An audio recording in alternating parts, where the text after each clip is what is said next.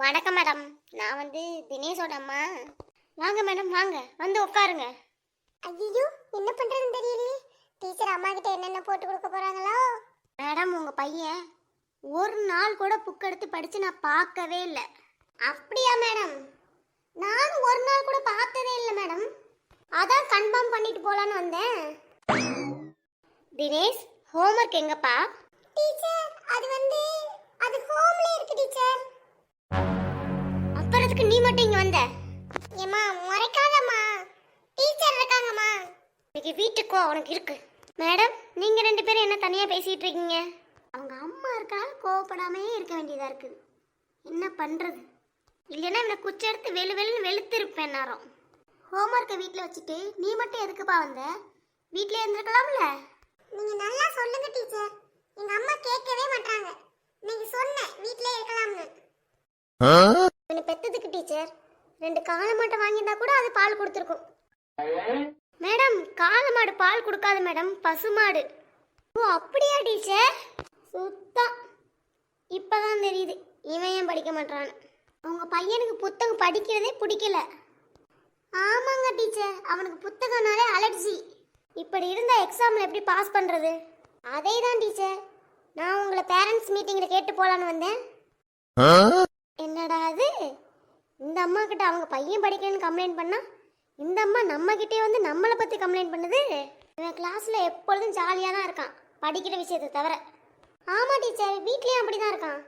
புக்கை திறக்கிறதே இல்லை. மொபைல்ல மட்டும் பேஸ்லாக் எல்லாமே திறந்துருவான் டீச்சர். இன்னைக்கு நம்ம செத்தோம். பையன் அமைதியா தாங்க இருக்கான், ஆனா படிக்கவே மாட்டான்.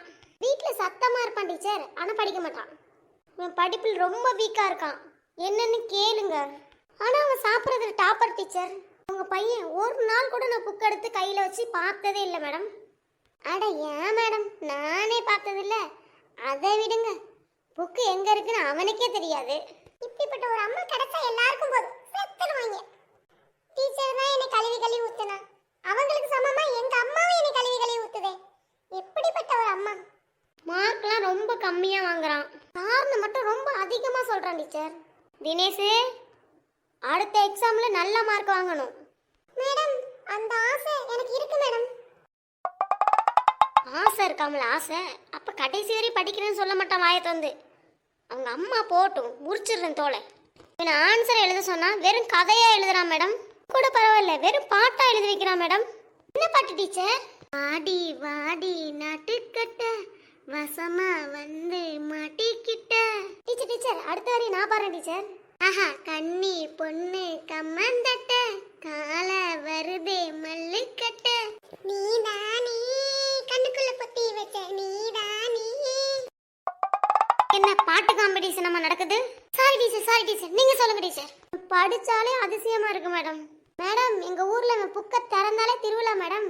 உங்க பையன் புக்கை திறக்கிறத விட டிஃபன் பாக்ஸ் திறக்கிறது தான் அதிகமா இருக்கு மேடம். தினேஷ், உனக்கு என்ன ஆகணும்னு ஆசை? இப்போதைக்கு பெரிய ஆசையெல்லாம் ஒன்றும் இல்லை டீச்சர். உங்க 2 பேருக்கிட்ட இருந்து விடுதலை ஆகணும் டீச்சர்.